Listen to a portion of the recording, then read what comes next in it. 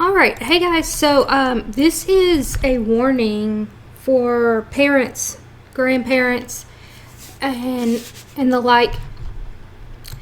My daughter came home. It's her first year in high school. And they took a test at school, and they had to finish the rest of it at home. And I looked at it. Well, she handed it to me and was like, what is this answer? Or, she was like, oh, you want to see this test? Whatever. Anyway. What was it? It was an Enneagram. I was blown away. Luckily, I already knew what an Enneagram was. But most people don't know. They think, oh, it's just some personality test, right? And then, blah, blah, blah, whatever. Well, no. It is absolutely 100% occult, witchcraft, divination. That's what it is. And that's not me overblowing it. It's not scientifical in any basis. If you want to just completely go on the, but whatever. No, there is no scientific backing of this in psychology. It was literally created by a man channeling unclean spirits. Some of you might not know what that means, but in witchcraft and whatnot, they do different things, and they channel spirits. And then while they're channeling these spirits, they might get messages or whatever, and then they just start writing it down. And they come up with this. Carl Jung, the one that did the Myers-Briggs test, the MBTI test that they give to all kinds of people in workplaces and stuff like that. All of it came from occult beginnings. I'm not going to say all personality tests because I'm sure maybe there's some, I don't know. Either way, this is just astonishing to me that at school they are doing occult witchcraft under the disguise of personality test. You see, none of this was started as a personality test. But that's how they were able to mainstream it and make the money off of it and stuff. And I'm going to show y'all some videos of that. They actually even lied about the Enneagram for a very long time, saying that it was some ancient something or another, whatever. But that wasn't true. However, it does lie in the ancient occult mystery religions. Absolutely. It lines up directly with what came out of Babylon and Egypt, with a lot of different things. It's the channeling of spirits. So, look, I mean, if you're Christian, you obviously already are like, what? And I'm going to show you more. I'm going to show you the proof of this and the research on it and everything. And if you're an atheist, I have a question. Why would you be dabbling in this? Because this is a religion. It's not Christianity. But atheists don't believe in anything. But yet they seem to love this kind of stuff. It's absolutely a religion. This was channeled from some spirit. If you don't believe in the spirit realm, well, I don't know. You're very lost. But either way. But Christians absolutely 100% should not be dabbling with this stuff. Like, not at all. But like I said, in order to mainstream it, and they infiltrated churches with this and telling people, oh, it's a good way to find personality types of people that might want to have Bible study groups. Just complete garbage. And lied about where it came from. We're gonna watch this real quick, and he just admits that he lies about it. The Enneagram was secret in the days when I taught it, or if that can be called teaching it, because for me it was just one element, one thread in whatever I was doing. I was weaving something much more complex. Yeah, for you, the thread of consciousness actually is part of a weaving rather than a single thing. Yes, and even for Oscar, who called it proto-analysis, proto had the meaning of preliminary to You were referring to Oscar Ichazo. Oscar Ichazo, who I learned it from. He, at the time, used to say he had learned it from a very ancient source, from a Sumerian, Babylonians. We know that source. to not be true. And lately he's been claiming that he got it directly from a higher source and not from a historical source. A higher source. And then they go on to talk about from that. Revelation, that is. That's exactly what. Oh, they're always channeling stuff. We like channeling stuff.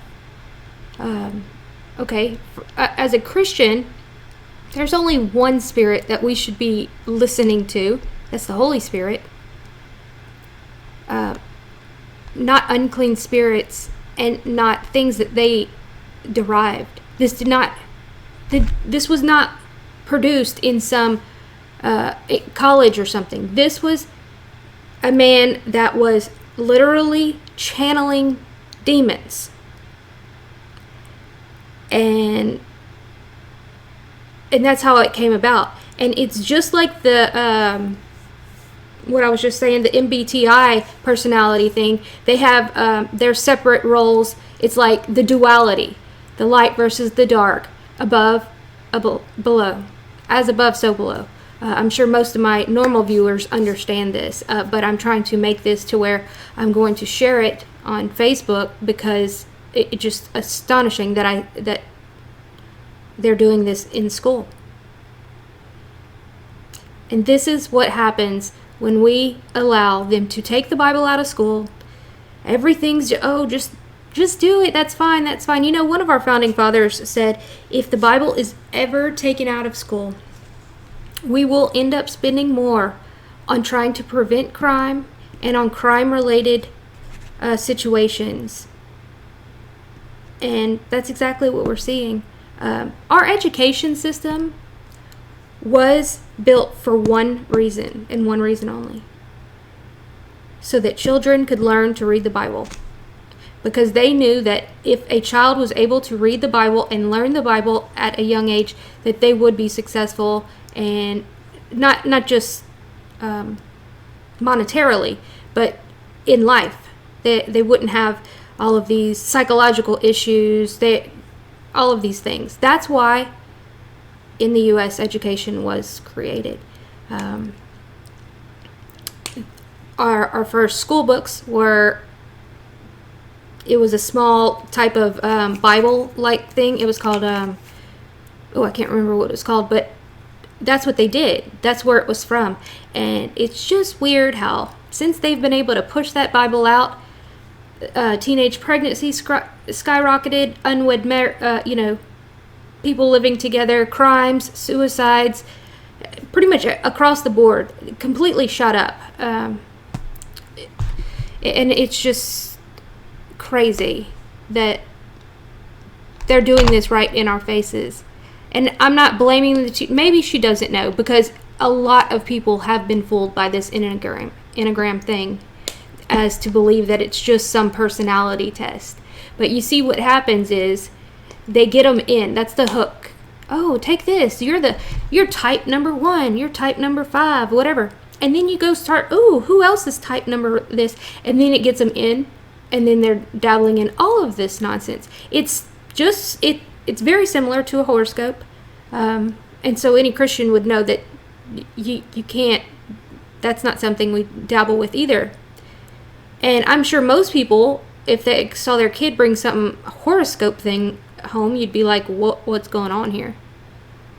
This is actually, even in my mind, worse because of how this came about and what the teachings is and what it guides people to do, which is Gnostic, occult, witchcraft.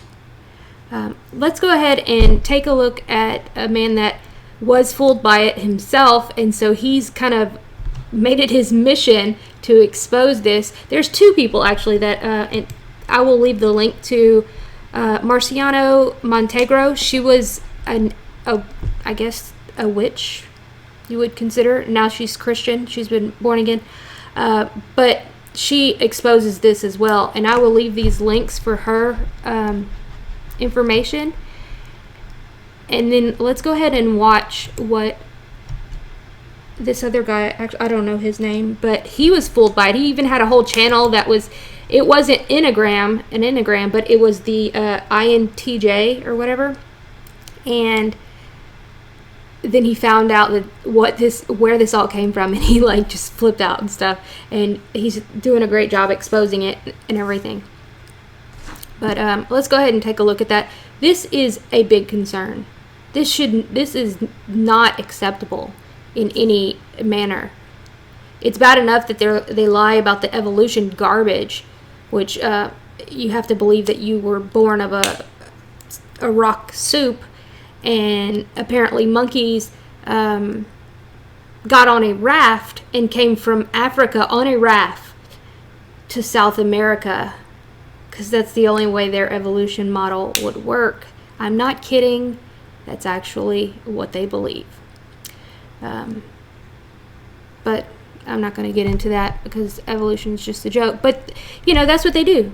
They slowly tell you these nonsensical things until everything you know is a lie.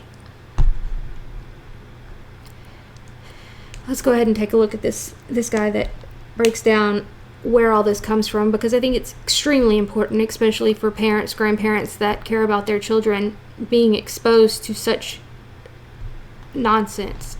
All right.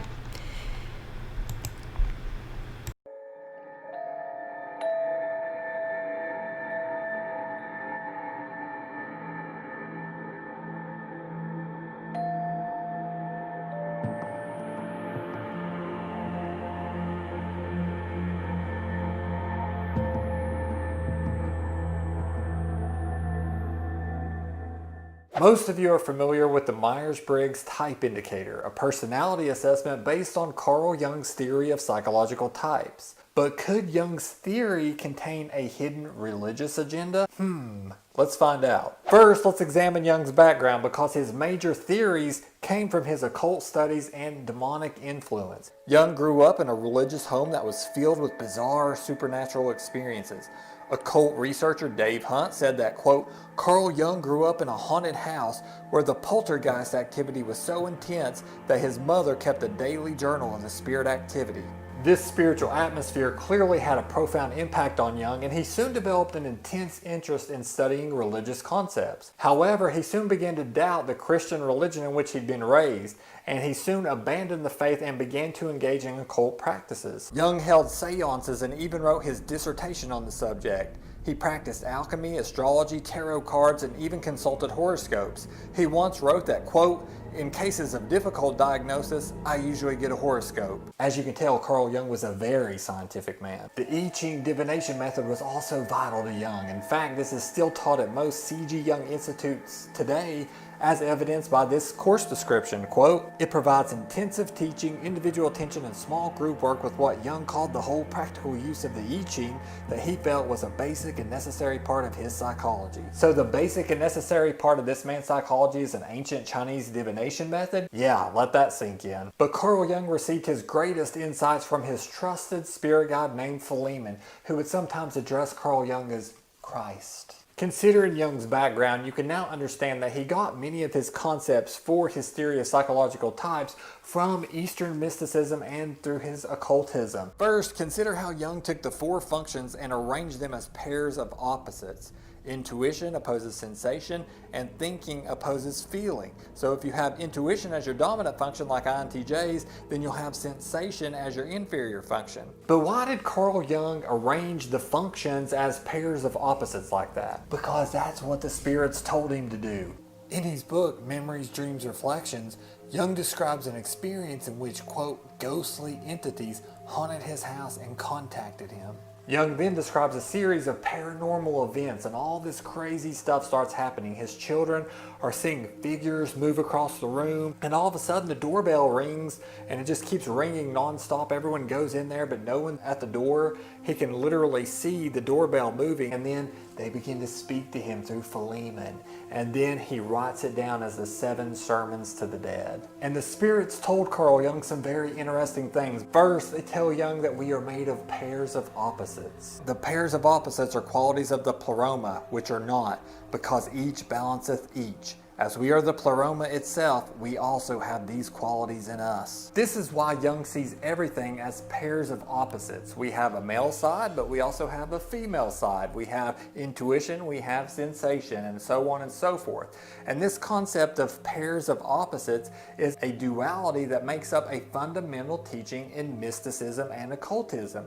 For example, a Theosophy magazine from 1889 taught that, quote, the fundamental teaching of occultism that everything in the manifested world is necessarily dual in its nature, and that, quote, in all things we perceive duality, the pairs of opposites. And Baphomet, a favorite symbol among Satanists today, represents the reconciliation of opposites. It reconciles male and female into one gender. It reconciles man and animal. It points up and down, reconciling the cosmic forces with our own worldly forces. It reconciles light and dark, justice and mercy.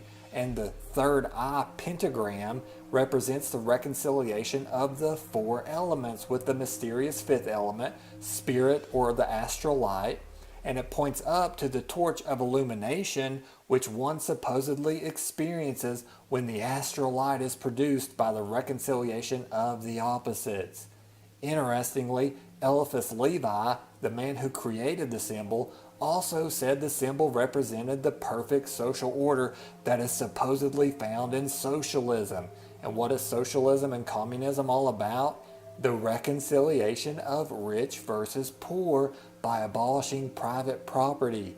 And communism was founded by Karl Marx, who, according to Richard Wurmbrand's book Marx and Satan, may have secretly been a Satanist. And a 1984 article published in the magazine Lucifer said the following, quote, inquirers ask, should we resist evils or take them as they come? When the fact is that all these are pairs of opposites which must be reconciled if any progress is to be made. And you see this concept in Eastern religions such as Hinduism or Taoism, represented by the yin and the yang symbol of the light and the dark united into one unit. And that's the whole point of reconciling the opposites. Evil is no longer evil because it cannot exist without good, and therefore they are just 2 extremes.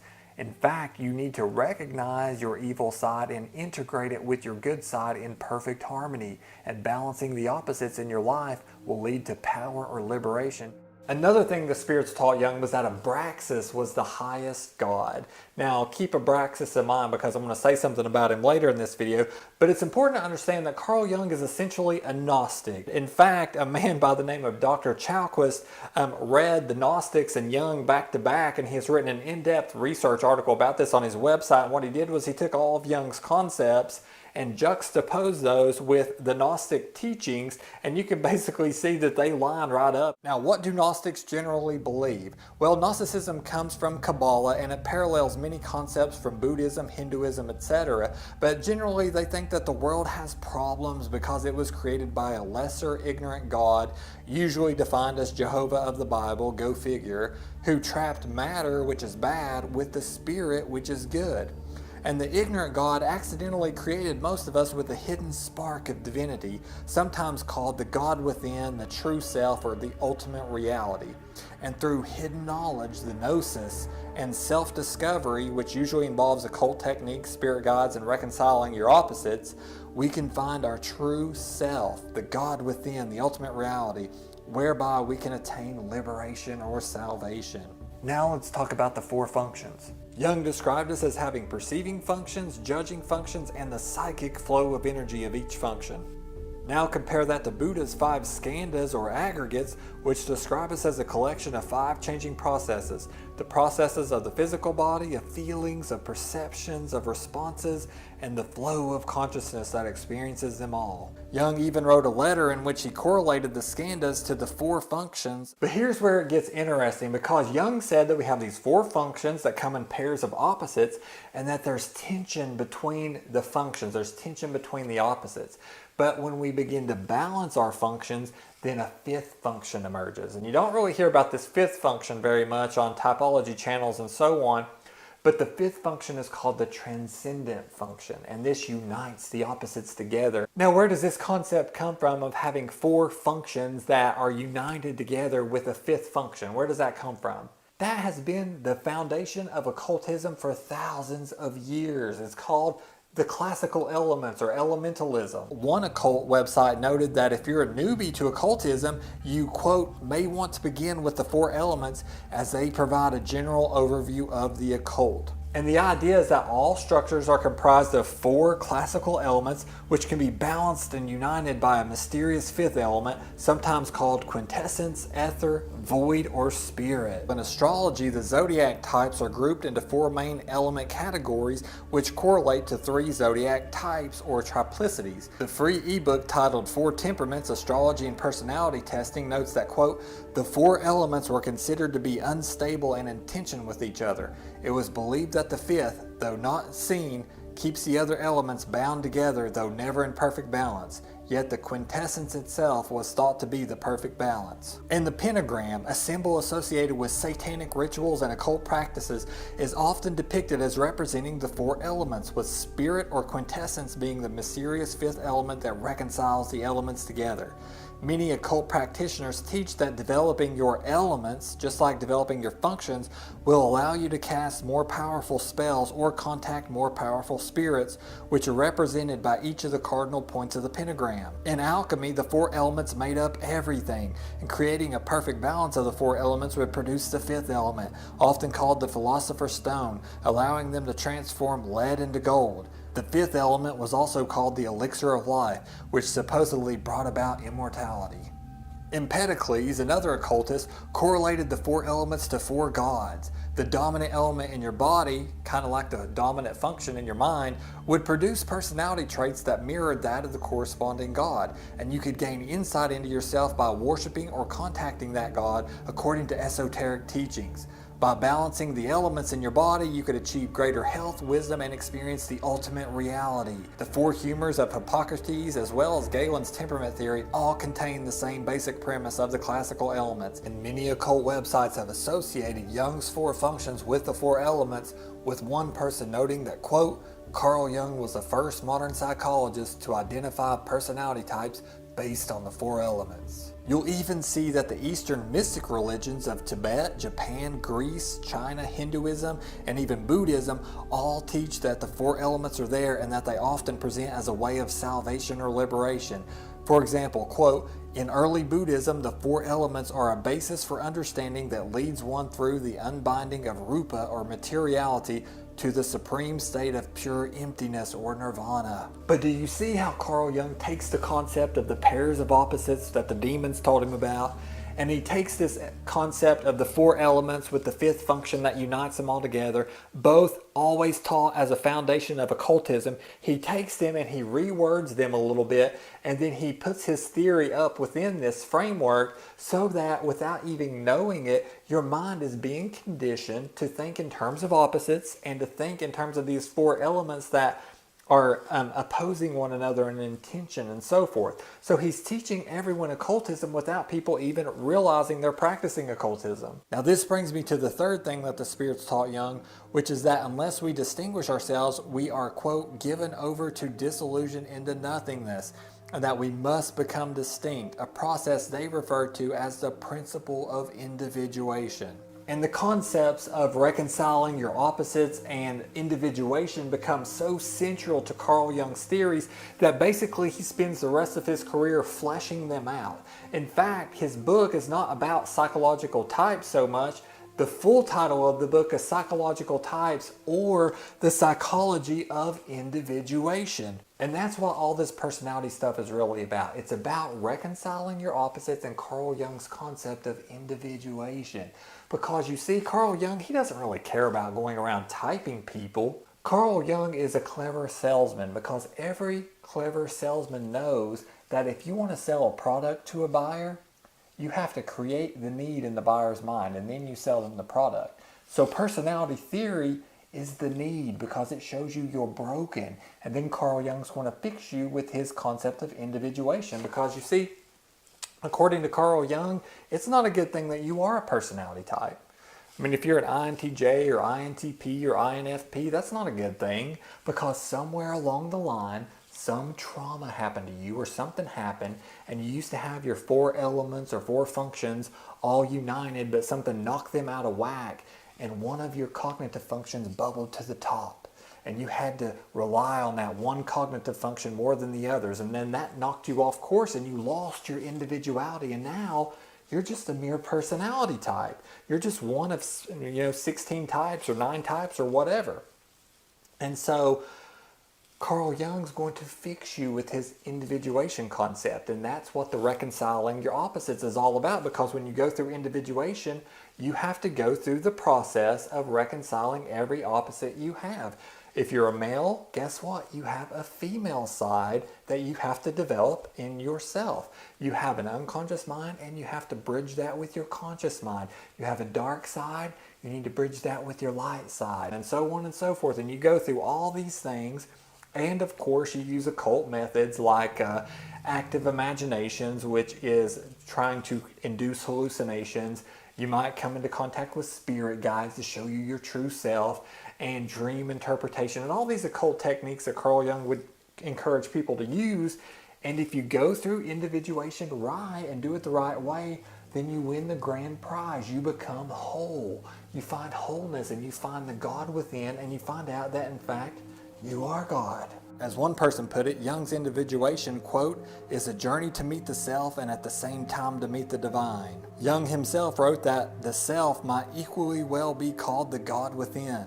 Dr. Jeffrey Satinover is a psychiatrist, physicist, and former president of the C.G. Jung Institute in New York, and he said the following, quote, Jung blended psychological reductionism with Gnostic spirituality to produce a modern variant of mystical pagan polytheism in which the multiple images of the instinct, his archetypes, are worshipped as gods. Dr. Richard Knoll is a psychiatrist, scholar, professor, and the author of the books The Young Cult and The Aryan Christ, and he exposed just absolutely crazy stuff about Carl Jung, and his book won an award. I think it was even nominated for the Pulitzer Prize.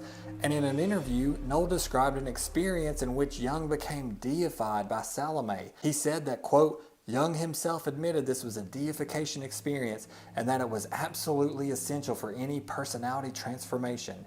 Jung thought that you had to have the experience of God-likeness, of self-deification, of literally becoming a God, experiencing yourself as God. And Jung was there to teach people how to do that. Jung even revealed his agenda to transform Christ back into the soothsaying God of the vine. And this quote tells me 2 things. First, Jung knows his theories are antithetical to Christianity, which they are. Second, Jung is a very clever deceiver who operates in a very subtle way. Just look at how strategic he is. He wants his theories to slowly permeate society and supplant the real Christ by demoting him to a mere myth or archetype.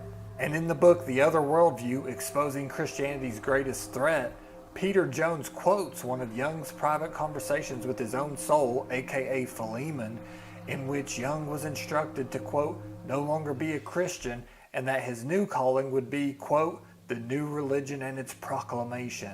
And this quote is a perfect example of what the Bible is referring to when it says that, quote, in the latter times some shall depart from the faith, giving heed to seducing spirits and doctrines of devils. And if you begin studying the occult, you'll see the same teachings appearing over and over again after people contact their disembodied spirits. It's all about reconciling opposites, ascending to higher levels of consciousness, abandoning Christianity for a so-called higher truth, becoming enlightened, becoming a god, and so on. Now again, MBTI is based on Carl Jung's theory of psychological types. They use the 4 functions that Jung uses. Just like I showed you, they're based on the 4 elements. They use the concept of opposites, which is something Jung got from his demons. And what is the purpose of the Myers-Briggs type indicator anyway? Well, if you go to their website, they tell you, quote, "The purpose of the Myers-Briggs type indicator personality inventory is to make the theory of psychological types described by C.G. Jung understandable and useful in people's lives." So MBTI's sole purpose is to help everyone understand Jung's theories, to help everyone begin to use it in their lives. When I released my last video talking about how I was done with typology, someone sent me a snarky message that said, "Don't drink the Kool-Aid," trying to imply like I'm some religious fanatic or something like that, which is funny because, you know, Carl Jung can talk regularly with spirit guides and get his major theories from them, and you know, he can tell people that they're going to become a god and think that he's going to become a god and practice every crazy occult thing that's ever been invented ever, and that's completely normal. But, you know, I'm a Christian, so I'm a religious fanatic. But anyway, that phrase, "don't drink the Kool-Aid," became popular after some 900 members of a cult drank poisoned Kool-Aid in a mass suicide. And the People's Temple cult was started by a man named Jim Jones. And listen to what he taught. You are God. I'm a God and you're a God. And I'm a God and I'm going to stay a God until you recognize that you're God. And when you recognize you're God, I shall go back into principle and will not appear as a personality. But until I see all of you knowing who you are, I'm going to be very much what I am. God Almighty God.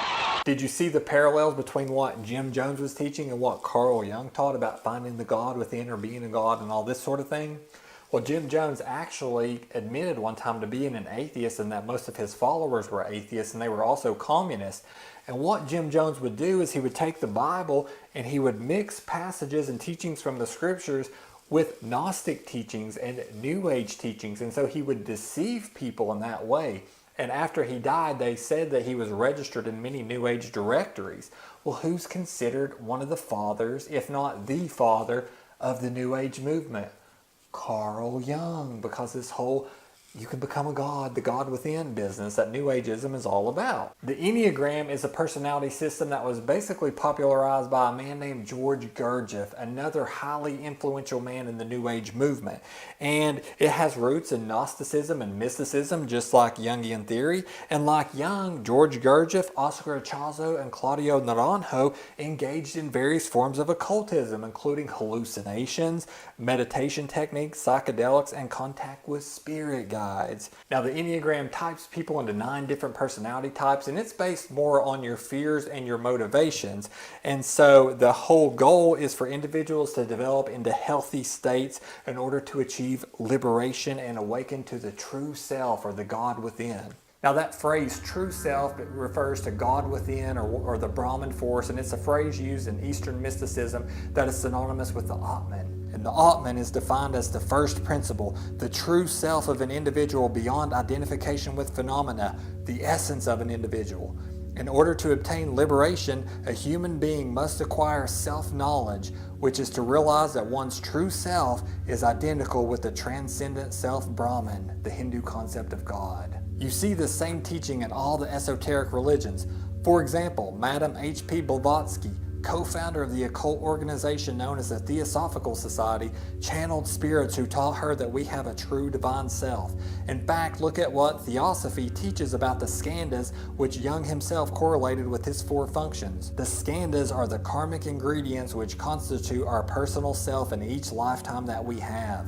They relate to finite, manifested existence only, and thus not to our true spiritual self, which is literally one and the same in essence and identity as Brahman, the Absolute. So do you see what's going on here with Jungian typology and the Enneagram and all these esoteric teachings? They all are based on Eastern mysticism, Gnosticism, and occult teachings. They try to classify you into a type so they can then provide a program for you to become better with the underlying premise that you have a God within, that divine spark of Gnosticism, a hidden true self that you must discover to achieve liberation or wholeness. And they teach you their occult methods. With Jung, it's all about balancing the opposites. active imaginations, which are hallucinations, spirit guides, and dream interpretation. With the Enneagram, it's spirit guides, meditation, and so forth. It's all the same. And the whole thing is very clever. It's just like rat poison, because you see, when a manufacturer wants to produce rat poison, they know better than to put 100% poison in a block. That's never going to work. No rat is going to touch 100% poison. They will smell it and they'll just walk away from it. So what they do is they take 99% food and they put 1% poison in it. So then the rat comes up and it smells food, and it takes a little nibble and it tastes like food. So it eats the whole block, and in the process it ingests poison with the food, and that poison ultimately kills the rat. And that's what this typology stuff does. And Jung would observe real traits or behaviors in people and then assign those traits or behaviors to a certain function or element, just like Empedocles and other personality theorists have done in the past. And so people take these personality tests and they think, wow, that's so me, because that's the food in this system. That's what you taste, that's what you smell, and you say, well, that does sound like me. And like I said in my last video, there's a grain of truth to typology, because when you take these tests, you supply information. You say, yeah, I'm a little more this way. Yeah, I'm a little more that way. So that's the grain of truth in all this. Now, keep in mind, it's not that accurate. Most people still can't find their personality types. A lot of people are flimsy on one or two of the dichotomies and so forth. But there's a grain of truth to this. But then what happens is, it's human nature that you want to learn more about self, because you'll say to yourself, well, how can I improve some of these weaknesses or these struggles that I have? And so it sucks you in, and that's the poison, because the whole time your perception changes and you begin to look through a lens of typology for everything. You say, how can I be better as an INTJ? How can I be more social as an INTJ? What are some tips for dating for an INTJ? And so everything gets warped around your type now of what you think. And the whole time your mind is being conditioned to think in terms of opposites, which is a basic prerequisite for occultism, is to think of everything as opposites that need to be reconciled. And you're thinking in terms of your four elements, your four functions. Again, a basis of all occultism throughout history. And so it's poisoning your mind without you realizing it. Now, where did this idea originate that you can actually become a god? It comes straight from Satan. If you read the Bible, this is the first thing he introduces to Eve in the Garden of Eden by saying, quote, "For God doth know that in the day ye eat thereof, then your eyes shall be opened, and ye shall be as gods, knowing good and evil." So Satan has been running this same exact scam in occultism for thousands of years. Oh, you just get the secret knowledge. Get the fruit, get the personality test, get whatever, find out who you really are, get that hidden knowledge. You're going to become a god. You're going to become self-actualized, self-realized. Occult researcher Dave Hunt, in his book, The Seduction of Christianity, observed that, quote, "The bait on the pagan hook has always been the promise of godhood that the serpent offered to Eve." Now, as I mentioned before, one of the things that the spirits taught Jung was that the highest god's name was Abraxas. Occult researcher Linda Kimball noted that, quote, "According to ancient Gnostic texts, Abraxas is the astral serpent, Satan, on the tree, who gives the illumination of both good and evil to Adam and Eve, whose eyes were then opened. The powerful occult symbol, the Ouroboros, snake biting its tail, signifies Abraxas, the king worm who rules this world." Now, the Ouroboros is found everywhere in Eastern mysticism, in various occult practices such as alchemy and witchcraft, and even in the secret societies. For example, Freemasonry, an organization with historic ties to Gnosticism that is also alleged to have taught Satan worship at its highest levels, has also used the Ouroboros in many of its symbols. And the Ouroboros pays homage to Satan, and it represents the reconciliation of opposites in Gnosticism, because the head meets the tail, reconciling the two opposites, and it represents wholeness as well as time or eternity and even fertility. And Carl Jung loved the serpent symbol in general. In fact, he would wear a large Gnostic ring with a serpent on that, which he would publicly claim was a Christian symbol, but I think we all know better than that at this point. But Carl Jung seemed to especially like the Ouroboros symbol. In fact, you can see it depicted on many of the C.G. Jung Institute websites, and the Wikipedia article for the Ouroboros even mentions Carl Jung. And the Theosophical Society, the occult organization co-founded by Madame H.P. Blavatsky, teaches the idea of the true self that is identical with God, and it uses the Ouroboros in its logo. And many of you would probably recognize the Enneagram symbol. However, what you see today is not the original depiction of the symbol. The original symbol for the Enneagram was enclosed in an Ouroboros. Now, I've had a diverse audience on this channel, and I know that some of the information that I presented in this video isn't going to be new to those of you who practice occultism or astrology or Eastern mysticism. But I want to just say something to my Christian audience for a minute. First of all, numerous Christian ministries have written articles, books, and so on condemning not only Carl Jung, but also typology such as MBTI and the Enneagram. Next, many non-Christians in the typology community mock Christians who practice the MBTI. And I actually found a forum post where another Christian had created a very popular website and then deleted it after he discovered the same type of information that I've discovered. And one forum member on the personalitycafe.com website wrote that, quote, "I just accept that most Christians dabbling in MBTI would run if they knew what Jung really said, cause most hardly go further than the cute little psychological types." And this person is exactly right. And it's sad that non-Christians understand that this is wrong for Christians to practice, yet some Christians don't seem to realize it. Let's take a look at some scriptures. First of all, the Apostle Paul was writing to warn the early Christians about the deceptive philosophies and concepts of the Gnostics. They were trying to infiltrate the church with their ideas of reconciling opposites and avoiding certain meats and so forth. And so the Apostle Paul writes to warn them. And as I've already shown you in this video, Jungian theory, the Enneagram, and basically all of typology is linked to Gnosticism with the basic concept of the duality of reconciling opposites and finding the God within. The second reason this passage is significant is that word rudiments, which comes from the Greek word which literally means elements, and it's referring to the classical elements, the idea that the four elements are controlled by four spirits or four gods. In fact, many newer Bible translations actually go ahead and translate that word as elemental spiritual forces. Martin Edwin, an occult researcher, wrote the following, quote, "Elementalism is the belief that all life forms are controlled by four spirits, which represent the four basic elements of earth, wind, fire, and water. These elements are at the very heart of the practices of fortune telling, divination, witchcraft, astrology, metaphysics, and temperament profiling." And the Apostle Paul warns us point blank to stay away from this four element reconciling your opposites nonsense. It's worthless philosophy that will spoil you.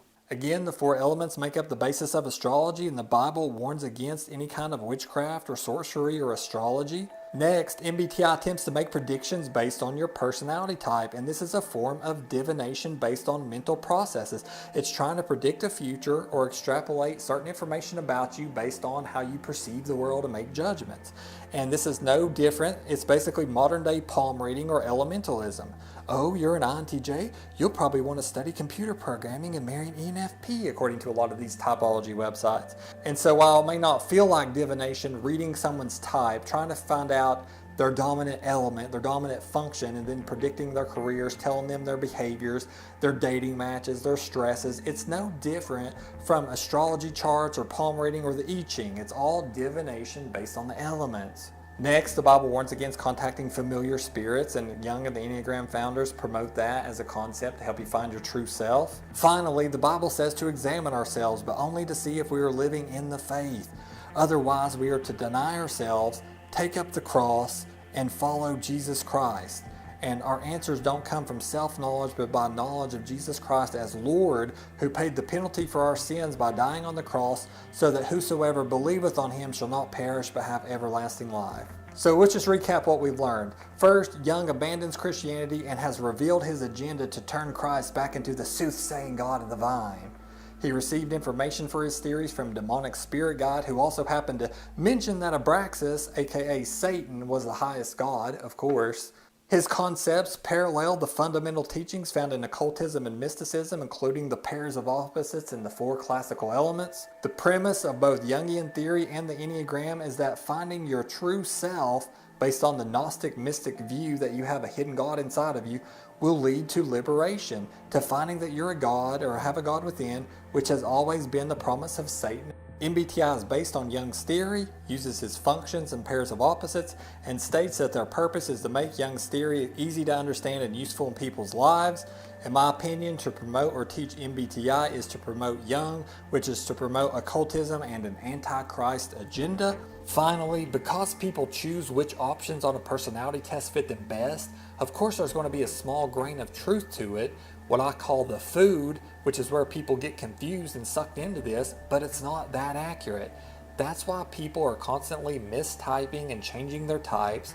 That's why the so-called experts using the same exact typology model will disagree with other experts on someone's type. Carl Jung himself has been quoted in some instances of seeming to indicate he thinks he's an ISTP. At other times, Jung seems to think that his type is INTP, and then other quotes it seems like he's an INFJ. Personally, I don't think Carl Jung even knew his type half the time. MBTI used to say INTJs have FE, now they say we have FI as our tertiary function. And the reason that Jungian theory and Enneagram and all this stuff is not science is because the whole premise is based on the pairs of opposites, that duality that the demons taught Jung about. It's based on the thought of the four elements, or mental processes as they call them now. And that's why Jungian theory is not science, guys. It's pseudoscience and occultism, period. And in the end, it will end up corrupting your thinking in many ways. That's what I call the poison. It leads you astray, it corrupts your thinking, and of course it opens the gateway up for you to become conditioned to occult thinking and occult practices. And I know a lot of you just want to find a community of people with whom you can relate, and you want to find out how to overcome some of your challenges, and you're not all just trying to view this as becoming a god and things like that. I understand that. And there are a lot of nice people who get sucked into typology without knowing about the occult connection, and I'm not claiming that Myers-Briggs organization has an underlying occult agenda. For all I know, they may be unaware of Jung's occultism and the things I've mentioned in this video. Nevertheless, we have to ask ourselves, is Jung's theory a scientific tool to help us understand how we perceive information and make judgments? Or is it a clever deception based on information he received from ghostly entities, which mixes truth with lies, occultism with observations, and is all designed to condition people's minds to think in terms of four elements and the pairs of opposites, the same old occult Gnostic philosophy that supposedly leads to enlightenment and godhood? I wonder.